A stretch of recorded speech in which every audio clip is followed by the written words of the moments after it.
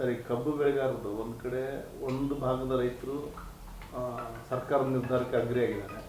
ಈ ಬಾಗಲಕೋಟೆ ಮತ್ತು ಇತರ ಕಡೆ ಇಲ್ಲ, ಆ ದರನ ಒಪ್ಪಲ್ಲ ಅಂತ ಹೇಳ್ತಾ ಇದ್ದಾರೆ, ಹೋರಾಟ ಮುಂದುವರಿಸಿದ್ದಾರೆ.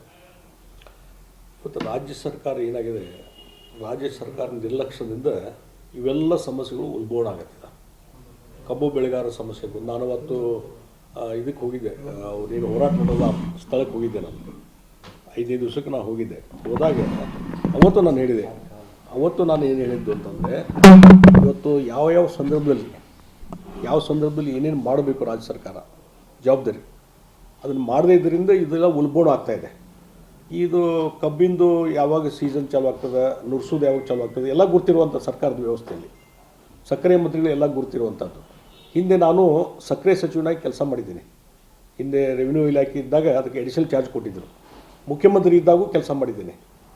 ಪ್ರತಿ ವರ್ಷ ಇದೆಲ್ಲ ಈ ಕ್ರಷಿಂಗದ್ದು ಚಾಲೋ ಮುಂಚೆನೇ ರೈತರ ಮುಖಂಡರು ಕರೆಸಿದ್ದೆ, ಆಮೇಲೆ ಮುಂದೆ ಫ್ಯಾಕ್ಟ್ರಿ ಓನರ್ಸು ಕರೆಸಿದ್ದೆ. ಇಬ್ಬರು ಕುಂದಿರಿಸಿ ಮಾತನಾಡಿಸಿ ಒಂದು ಕಾನ್ಸೆಸ್ ಆದಂಥ ಒಂದು ದರವನ್ನು ಫಿಕ್ಸ್ ಮಾಡುವಂಥದ್ದು. ಇವರು ಆಗಲೇ ಹೇಳ್ತಾರೆ ಸಿದ್ದರಾಮಯ್ಯನವರು ಮತ್ತು ಮಂತ್ರಿಗಳು ಏನಂದರೆ ಎಲ್ಲ ಕೇಂದ್ರ ಸರ್ಕಾರ ಫಿಕ್ಸ್ ಮಾಡೋದು ಅಂತ FRP. ಆಯ್ತಪ್ಪ, ನಮಗೆ ರಾಜ್ಯ ಸರ್ಕಾರದ ಪಾತ್ರ ಏನೂ ಇಲ್ಲ. ನಂಗಂದರೆ ಇಲ್ಲಿ ಕುಂತು ಸಮಾಧಾನ ಮಾಡಿ ಸರಿಯಾದ ರೀತಿಯಲ್ಲಿ ಮಾರ್ಗದರ್ಶನ ಮಾಡುವಂಥ ಕೆಲಸ ರಾಜ್ಯ ಸರ್ಕಾರ ಮಾಡಬೇಕಲ್ಲ, ಮಾಡಲಿಲ್ಲ. ಮಾಡದೇ ಇದ್ದರಿಂದ ಅವರು ರೈತ ಹೋರಾಟಗಾರರು 8 ದಿವಸ ಹೋರಾಟ ಆದಮೇಲೆ ಅವಾಗ ಹೆಸರಾದರು ಸರ್ಕಾರ.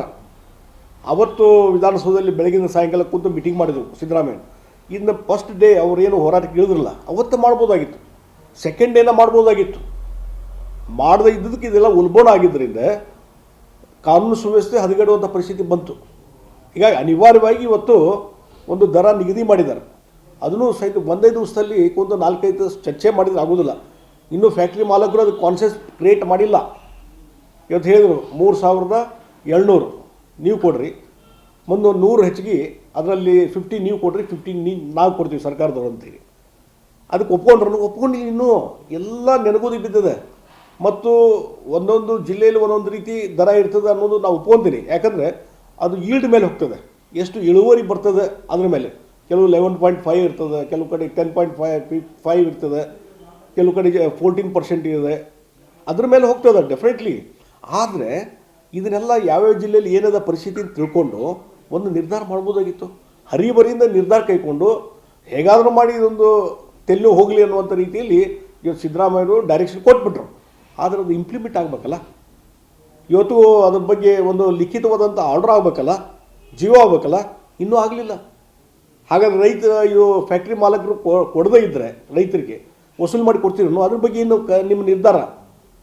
ಮತ್ತು ಕೇಂದ್ರದ ಮೇಲೆ ಎಲ್ಲವನ್ನೂ ಏನಾಗಿದೆ ಸಿದ್ದರಾಮಯ್ಯವ್ರಿಗೆ ತಾವು ಏನು ನಿರ್ವಹಣೆ ಮಾಡಬೇಕು ಕರ್ತವ್ಯ ಅದನ್ನು ನಿರ್ವಹಣೆ ಮಾಡದೇ ಇದ್ದಂಥ ಸಂದರ್ಭದಲ್ಲಿ ಎಲ್ಲವನ್ನೂ ಕೇಂದ್ರ ಸರ್ಕಾರಕ್ಕೆ ಶಿಫ್ಟ್ ಮಾಡುವಂಥದ್ದು. ಕೇಂದ್ರ ಸರ್ಕಾರದ ಪಾತ್ರ ಇಲ್ಲ ಅಂತ ನಾನು ಹೇಳೋದಿಲ್ಲ. ಎಥನಾಲ್ ಬಗ್ಗೆ ಇರ್ಬೋದು ಅಥವಾ MSP ಇನ್ನೂ ಹೆಚ್ಚು ಸಕ್ಕರೆದು ಮಾಡಬೇಕು ಅನ್ನೋದ್ರ ಬಗ್ಗೆ ಇರ್ಬೋದು. ಎಸ್, ಅಲ್ಲಿ ಹೋಗಿ ಒತ್ತಾಯ ಮಾಡೋಣಂತೆ, ಅವ್ರ ಕಡೆಯಿಂದ ಏನು ನೆರವು ತೆಗೆದುಕೊಳ್ಳೋಣ. ಆದರೆ ಎಲ್ಲವನ್ನೂ ಸಹಿತ ಕೇಂದ್ರ ಸರ್ಕಾರಕ್ಕೆ ಅಂದರೆ ಹಿಂದಿನ ಸರ್ಕಾರ ಹೆಂಗೆ ಮಾಡಿದ್ರು ನಡ್ಕೊಡ್ರಿ. ನೀವು ನೋಡ್ರಲ್ಲ, ನಾನು ಶುಗರ್ ಮಿನಿಸ್ಟರ್ ಇದ್ದಾಗ ಮುಖ್ಯಮಂತ್ರಿ ಇದ್ದಾಗ ಯಾವ ರೀತಿ ನಡವಳಿಕೆ ಮಾಡಿದ್ದೀನಿ ನೀವು ಪ್ರೊಸೀಡಿಂಗ್ಸ್ ತೆಗೆದು ನೋಡ್ರಿ. ನಾನೇ ಅವತ್ತು SAB ಕಾನೂನು ಮಾಡಿದೆ ಅವತ್ತು, ಆ ಸಂದರ್ಭದಲ್ಲಿ ನಾನು ಮುಖ್ಯಮಂತ್ರಿ ಇದ್ದಾಗ. ಇಲ್ಲಿ ರಾಜ್ಯ ಸರ್ಕಾರಕ್ಕೆ ಅಧಿಕಾರ ಇಲ್ಲ ಅಂತಿರಲ್ಲ, ರಾಜ್ಯ ಸರ್ಕಾರಕ್ಕೆ ದರ ನಿಗದಿ ಮಾಡಲಿಕ್ಕೆ ಕರೆದು ಸಮಾಲೋಚನೆ ಮಾಡಲಿಕ್ಕೆ ಒಂದು ಅಧಿಕಾರ ಬೇಕಂಥೇಳಿ ಒಂದು SAB ಕಾನೂನು ನಾವು ಮುಖ್ಯಮಂತ್ರಿ ಇದ್ದಾಗ ಮಾಡಿದ್ದು ಅಂತ. ಆ ಕಾನೂನು ತೆಗೆದು ನೋಡ್ರಲ್ಲ ನೀವು. ಹೀಗಾಗಿ ಈ ರೀತಿ ಏನಾಗಿದೆ ಅಂದರೆ ಬೆಂಕಿ ಹತ್ತಿದಾಗ ಬಾವಿ ತೋಡೋದು ಅಂತಾರಲ್ಲ, ಆ ರೀತಿ ಮಾಡ್ಲಿಕ್ಕೆ ಹೊಂಟ್ರು. ಬಾವಿ ತೋಡಕ್ಕೆ ಹೊಂಟ್ರು, ಬೆಂಕಿ ಉಲ್ಬೋಣ ಆಗಿದೆ. ಹೆಂಗಾದ್ರೂ ಮಾಡಿ ಆರಿಸ್ಬೇಕಂತೇಳಿ ಆರಿಸಕ್ಕೆ ಹೊಂಟಿದ್ದಾರೆ. ಅದು ತಾತ್ಕಾಲಿಕ ಶಮನ, ಪೂರ್ಣ ಪ್ರಮಾಣದ ಶಮನ ಆಗಿಲ್ಲ. ಹೀಗಾಗಿ ತಾತ್ಕಾಲಿಕ ಶಮನ ಮತ್ತು ಲಾಂಗ್ ರನ್ ವಿಚಾರ ಮಾಡಬೇಕು ನೀವು. ಈಗೊಂದೊಂದು ಮೆಕ್ಯಾನಿಸಮ್ ಮಾಡಿರಿ. ಪ್ರತಿ ವರ್ಷ ಇದೇ ಆಗಬಾರ್ದು. ರೈತರು ಹೋಗಿ ಹೋರಾಟ ಇಳಿಬೇಕು, ಆಮೇಲೆ ಸರ್ಕಾರ ಮೀಟಿಂಗ್ ಕರಿಬೇಕು. ಈ ಪ್ರೊಸೆಸ್ ಆಗಬಾರ್ದು. ಇದಕ್ಕೊಂದು ಮೆಕ್ಯಾನಿಕಲ್. ಮತ್ತು ನಿಮ್ಮದು ಶುಗರ್ಗೇನೋ ಒಂದೇನೋ ಇಲಾಖೆ ಇದೆ, ಶುಗರ್ ಇಲಾಖೆ ಇದೆ, ಸಕ್ಕರೆ ಇಲಾಖೆ. ಅದಕ್ಕೆ ಎಷ್ಟು ಬಜೆಟ್ ಕೊಟ್ಟಿರಿ ನೀವು? 2 ಕೋಟಿನೋ 4 ಕೋಟಿ ಬಜೆಟ್ ಕೊಟ್ಟಿರಿ ಅದಕ್ಕೆ, ಇಡೀ ಇಲಾಖೆಗೆ. ಅಲ್ಲಿ ಎಷ್ಟು ಸಿಬ್ಬಂದಿ ಇದ್ದಾರೆ? ಅಲ್ಲಿ ರೈತರು ಹೇಳ್ತಿದ್ರು ಅಲ್ಲಿ ಒಂದು 8 ಸಿಬ್ಬಂದಿ ಇಲ್ಲ ಅಲ್ಲಿ. ಅಷ್ಟು 8 ಸಿಬ್ಬಂದಿ ಇಟ್ಕೊಂಡು ಇಡೀ ಇಲಾಖೆ ಹೆಂಗೆ ನಿರ್ವಹಣೆ ಮಾಡ್ತೀರಿ? ಕೇನ್ ಕಮಿಷನರ್ ಅಂತಿದ್ದಾರೆ ಇಲ್ಲಿ, ಅವ್ರು ಏನು ಕೆಲಸ ಮಾಡ್ತಾರೆ ಕೇನ್ ಕಮಿಷನರು? ಹೀಗಾಗಿ ಇರುವಂಥ ಇನ್ಫ್ರಾಸ್ಟ್ರಕ್ಚರು ಇಲ್ಲ. ಆ ರೀತಿಯಾದಂಥ ಒಂದು ಇಲಾಖೆ ಇಟ್ಕೊಂಡು ನೀವೇನು ಕೆಲಸ? ಈಗ ಇಳುವರಿ ಚೆಕ್ ಮಾಡೋರು ಯಾರು? ಆ ಫ್ಯಾಕ್ಟ್ರಿ ಮಾಲಕರು ಅವರೇನೋ ಒಂದು ಮೆಕ್ಯಾನಿಸಮ್ ಐತಿ, ಅದರ ಮೇಲೆ ಇಳುವರಿ ಫಿಕ್ಸ್ ಆಗ್ತದೆ.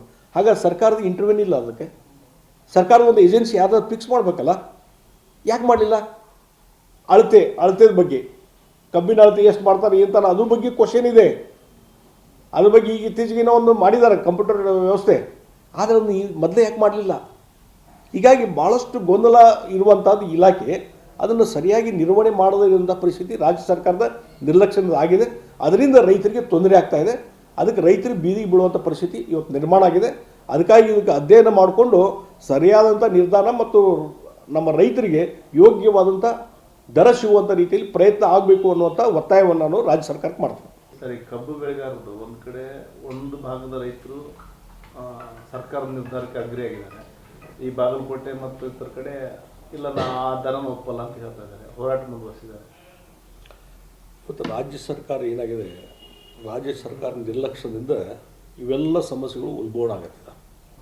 ಕಬ್ಬು ಬೆಳೆಗಾರರ ಸಮಸ್ಯೆಗಳು ನಾನು ಅವತ್ತು ಇದಕ್ಕೆ ಹೋಗಿದ್ದೆ, ಅವ್ರೇನು ಹೋರಾಟ ಮಾಡೋದು ಆ ಸ್ಥಳಕ್ಕೆ ಹೋಗಿದ್ದೆ. ನಾನು 5 ದಿವಸಕ್ಕೆ ನಾನು ಹೋಗಿದ್ದೆ. ಹೋದಾಗ ಅವತ್ತು ನಾನು ಹೇಳಿದೆ, ಏನು ಹೇಳಿದ್ದು ಅಂತಂದರೆ, ಇವತ್ತು ಯಾವ ಸಂದರ್ಭದಲ್ಲಿ ಏನೇನು ಮಾಡಬೇಕು ರಾಜ್ಯ ಸರ್ಕಾರ ಜವಾಬ್ದಾರಿ ಅದನ್ನು ಮಾಡದೇ ಇದರಿಂದ ಇದೆಲ್ಲ ಉಲ್ಬಣ ಆಗ್ತಾಯಿದೆ. ಇದು ಕಬ್ಬಿಂದು ಯಾವಾಗ ಸೀಸನ್ ಚಾಲು ಆಗ್ತದೆ, ನುರ್ಸೋದು ಯಾವಾಗ ಚಾಲು ಆಗ್ತದೆ ಎಲ್ಲ ಗೊತ್ತಿರುವಂಥ ಸರ್ಕಾರದ ವ್ಯವಸ್ಥೆಯಲ್ಲಿ ಸಕ್ಕರೆ ಮಂತ್ರಿಗಳು ಎಲ್ಲ ಗುರುತಿರುವಂಥದ್ದು. ಹಿಂದೆ ನಾನು ಸಕ್ಕರೆ ಸಚಿವನಾಗಿ ಕೆಲಸ ಮಾಡಿದ್ದೀನಿ. ಹಿಂದೆ ರೆವಿನ್ಯೂ ಇಲಾಖೆ ಇದ್ದಾಗ ಅದಕ್ಕೆ ಅಡಿಷನಲ್ ಚಾರ್ಜ್ ಕೊಟ್ಟಿದ್ದರು. ಮುಖ್ಯಮಂತ್ರಿ ಇದ್ದಾಗೂ ಕೆಲಸ ಮಾಡಿದ್ದೀನಿ. ಪ್ರತಿ ವರ್ಷ ಇದೆಲ್ಲ ಈ ಕ್ರಷಿಂಗದ್ದು ಚಾಲೋ ಮುಂಚೆನೇ ರೈತರ ಮುಖಂಡರು ಕರೆಸಿದ್ದೆ, ಆಮೇಲೆ ಮುಂದೆ ಫ್ಯಾಕ್ಟ್ರಿ ಓನರ್ಸು ಕರೆಸಿದ್ದೆ. ಇಬ್ಬರು ಕುಂದಿರಿಸಿ ಮಾತನಾಡಿಸಿ ಒಂದು ಕಾನ್ಸೆಸ್ ಆದಂಥ ಒಂದು ದರವನ್ನು ಫಿಕ್ಸ್ ಮಾಡುವಂಥದ್ದು. ಇವರು ಹಗಲೇ ಹೇಳ್ತಾರೆ ಸಿದ್ದರಾಮಯ್ಯನವರು ಮತ್ತು ಮಂತ್ರಿಗಳು ಏನಂದರೆ ಎಲ್ಲ ಕೇಂದ್ರ ಸರ್ಕಾರ ಫಿಕ್ಸ್ ಮಾಡೋದು ಅಂತ FRP. ಆಯ್ತಪ್ಪ, ನಮಗೆ ರಾಜ್ಯ ಸರ್ಕಾರದ ಪಾತ್ರ ಏನೂ ಇಲ್ಲ. ನಂಗಂದರೆ ಇಲ್ಲಿ ಕುಂತು ಸಮಾಧಾನ ಮಾಡಿ ಸರಿಯಾದ ರೀತಿಯಲ್ಲಿ ಮಾರ್ಗದರ್ಶನ ಮಾಡುವಂಥ ಕೆಲಸ ರಾಜ್ಯ ಸರ್ಕಾರ ಮಾಡಬೇಕಲ್ಲ, ಮಾಡಲಿಲ್ಲ. ಮಾಡದೇ ಇದ್ದರಿಂದ ಅವರು ರೈತ ಹೋರಾಟಗಾರರು 8 ದಿವಸ ಹೋರಾಟ ಆದಮೇಲೆ ಅವಾಗ ಎಚ್ಚರಾದರು ಸರ್ಕಾರ. ಅವತ್ತು ವಿಧಾನಸೌಧದಲ್ಲಿ ಬೆಳಗಿನ ಸಾಯಂಕಾಲ ಕೂತು ಮೀಟಿಂಗ್ ಮಾಡಿದರು ಸಿದ್ದರಾಮಯ್ಯ. ಇನ್ನು ಫಸ್ಟ್ ಡೇ ಅವರೇನು ಹೋರಾಟಕ್ಕೆ ಇಳಿದ್ರಲ್ಲ ಅವತ್ತು ಮಾಡ್ಬೋದಾಗಿತ್ತು, ಸೆಕೆಂಡ್ ಡೇನ ಮಾಡ್ಬೋದಾಗಿತ್ತು. ಮಾಡದೇ ಇದ್ದದಕ್ಕೆ ಇದೆಲ್ಲ ಉಲ್ಬಣ ಆಗಿದ್ದರಿಂದ ಕಾನೂನು ಸುವ್ಯವಸ್ಥೆ ಹದಗೆಡುವಂಥ ಪರಿಸ್ಥಿತಿ ಬಂತು. ಹೀಗಾಗಿ ಅನಿವಾರ್ಯವಾಗಿ ಇವತ್ತು ಒಂದು ದರ ನಿಗದಿ ಮಾಡಿದ್ದಾರೆ. ಅದನ್ನು ಸಹಿತ 1 ದಿವಸದಲ್ಲಿ ಒಂದು 4-5 ದಿವಸ ಚರ್ಚೆ ಮಾಡಿದ್ರೆ ಆಗೋದಿಲ್ಲ. ಇನ್ನೂ ಫ್ಯಾಕ್ಟ್ರಿ ಮಾಲಕರು ಅದು ಕಾನ್ಸೆಪ್ಟ್ ಕ್ರಿಯೇಟ್ ಮಾಡಿಲ್ಲ. ಇವತ್ತು ಹೇಳಿದರು 3700 ನೀವು ಕೊಡ್ರಿ, ಮುಂದೆ 100 ಹೆಚ್ಚಿಗೆ ಅದರಲ್ಲಿ 50 ನೀವು ಕೊಡ್ರಿ, 50 ನಾವು ಕೊಡ್ತೀವಿ ಸರ್ಕಾರದವ್ರು ಅಂತೇಳಿ. ಅದಕ್ಕೆ ಒಪ್ಕೊಂಡಿಲ್ಲ. ಇನ್ನೂ ಎಲ್ಲ ನೆನಗೋದಿ ಬಿದ್ದಿದೆ. ಮತ್ತು ಒಂದೊಂದು ಜಿಲ್ಲೆಯಲ್ಲಿ ಒಂದೊಂದು ರೀತಿ ದರ ಇರ್ತದೆ ಅನ್ನೋದು ನಾವು ಒಪ್ಕೊಂತೀನಿ. ಯಾಕಂದರೆ ಅದು ಈಲ್ಡ್ ಮೇಲೆ ಹೋಗ್ತದೆ, ಎಷ್ಟು ಇಳುವರಿ ಬರ್ತದೆ ಅದ್ರ ಮೇಲೆ. ಕೆಲವು 11.5 ಇರ್ತದೆ, ಕೆಲವು ಕಡೆ 10.5 ಇರ್ತದೆ, ಕೆಲವು ಕಡೆ 14% ಇದೆ. ಅದ್ರ ಮೇಲೆ ಹೋಗ್ತದೆ ಡೆಫಿನೆಟ್ಲಿ. ಆದರೆ ಇದನ್ನೆಲ್ಲ ಯಾವ್ಯಾವ ಜಿಲ್ಲೆಯಲ್ಲಿ ಏನದ ಪರಿಸ್ಥಿತಿ ಅಂತ ತಿಳ್ಕೊಂಡು ಒಂದು ನಿರ್ಧಾರ ಮಾಡ್ಬೋದಾಗಿತ್ತು. ಹರಿಬರಿಯಿಂದ ನಿರ್ಧಾರ ಕೈಗೊಂಡು ಹೇಗಾದರೂ ಮಾಡಿ ಇದೊಂದು ತೆಲ್ಲು ಹೋಗಲಿ ಅನ್ನುವಂಥ ರೀತಿಯಲ್ಲಿ ಇವತ್ತು ಸಿದ್ದರಾಮಯ್ಯರು ಡೈರೆಕ್ಷನ್ ಕೊಟ್ಬಿಟ್ರು. ಆದರೆ ಅದು ಇಂಪ್ಲಿಮೆಂಟ್ ಆಗಬೇಕಲ್ಲ. ಇವತ್ತು ಅದ್ರ ಬಗ್ಗೆ ಒಂದು ಲಿಖಿತವಾದಂಥ ಆರ್ಡರ್ ಆಗಬೇಕಲ್ಲ, ಜೀವ ಆಗಬೇಕಲ್ಲ, ಇನ್ನೂ ಆಗಲಿಲ್ಲ. ಹಾಗಾದರೆ ಇದು ಫ್ಯಾಕ್ಟ್ರಿ ಮಾಲಕರು ಕೊಡದೇ ಇದ್ದರೆ ರೈತರಿಗೆ ವಸೂಲು ಮಾಡಿ ಕೊಡ್ತೀರಿ, ಅದ್ರ ಬಗ್ಗೆ ಇನ್ನು ನಿಮ್ಮ ನಿರ್ಧಾರ. ಮತ್ತು ಕೇಂದ್ರದ ಮೇಲೆ ಎಲ್ಲವನ್ನೂ ಏನಾಗಿದೆ ಸಿದ್ದರಾಮಯ್ಯವ್ರಿಗೆ ತಮಗೆ ತಾವು ಏನು ನಿರ್ವಹಣೆ ಮಾಡಬೇಕು ಕರ್ತವ್ಯ ಅದನ್ನು ನಿರ್ವಹಣೆ ಮಾಡದೇ ಇದ್ದಂಥ ಸಂದರ್ಭದಲ್ಲಿ ಎಲ್ಲವನ್ನೂ ಕೇಂದ್ರ ಸರ್ಕಾರಕ್ಕೆ ಶಿಫ್ಟ್ ಮಾಡುವಂಥದ್ದು. ಕೇಂದ್ರ ಸರ್ಕಾರದ ಪಾತ್ರ ಇಲ್ಲ ಅಂತ ನಾನು ಹೇಳೋದಿಲ್ಲ. ಎಥನಾಲ್ ಬಗ್ಗೆ ಇರ್ಬೋದು ಅಥವಾ MSP ಇನ್ನೂ ಹೆಚ್ಚು ಸಕ್ಕರೆದು ಮಾಡಬೇಕು ಅನ್ನೋದ್ರ ಬಗ್ಗೆ ಇರ್ಬೋದು.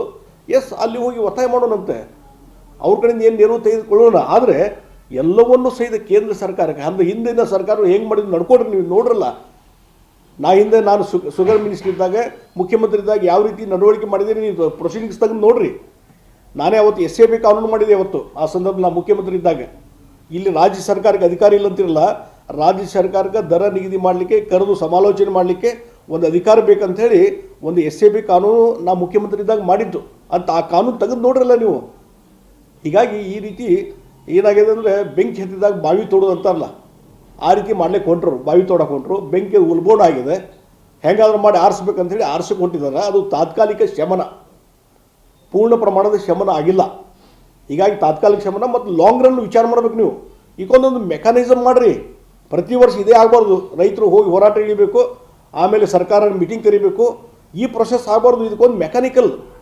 ಮತ್ತು ನಿಮ್ಮದು ಶುಗರ್ಗೇನೋ ಒಂದೇನೋ ಇಲಾಖೆ ಇದೆ, ಶುಗರ್ ಇಲಾಖೆ ಇದೆ, ಸಕ್ಕರೆ ಇಲಾಖೆ. ಅದಕ್ಕೆ ಎಷ್ಟು ಬಜೆಟ್ ಕೊಟ್ಟಿರಿ ನೀವು? 2 ಕೋಟಿನೋ 4 ಕೋಟಿ ಬಜೆಟ್ ಕೊಟ್ಟಿರಿ ಅದಕ್ಕೆ, ಇಡೀ ಇಲಾಖೆಗೆ. ಅಲ್ಲಿ ಎಷ್ಟು ಸಿಬ್ಬಂದಿ ಇದ್ದಾರೆ? ಅಲ್ಲಿ ರೈತರು ಹೇಳ್ತಿದ್ರು ಅಲ್ಲಿ ಒಂದು 8 ಸಿಬ್ಬಂದಿ ಇಲ್ಲ ಅಲ್ಲಿ. ಅವು ಅಷ್ಟು 8 ಸಿಬ್ಬಂದಿ ಇಟ್ಕೊಂಡು ಇಡೀ ಇಲಾಖೆ ಹೆಂಗೆ ನಿರ್ವಹಣೆ ಮಾಡ್ತೀರಿ? ಕೇನ್ ಕಮಿಷನರ್ ಅಂತ ಇದ್ದಾರೆ ಇಲ್ಲಿ, ಅವ್ರು ಏನು ಕೆಲಸ ಮಾಡ್ತಾರೆ ಕೇನ್ ಕಮಿಷನರು? ಹೀಗಾಗಿ ಇರುವಂಥ ಇನ್ಫ್ರಾಸ್ಟ್ರಕ್ಚರು ಇಲ್ಲ. ಆ ರೀತಿಯಾದಂಥ ಒಂದು ಇಲಾಖೆ ಇಟ್ಕೊಂಡು ನೀವೇನು ಕೆಲಸ? ಈಗ ಇಳುವರಿ ಚೆಕ್ ಮಾಡೋರು ಯಾರು? ಆ ಫ್ಯಾಕ್ಟ್ರಿ ಮಾಲಕರು. ಅವರೇನೋ ಒಂದು ಮೆಕ್ಯಾನಿಸಮ್ ಐತಿ, ಅದರ ಮೇಲೆ ಇಳುವರಿ ಫಿಕ್ಸ್ ಆಗ್ತದೆ.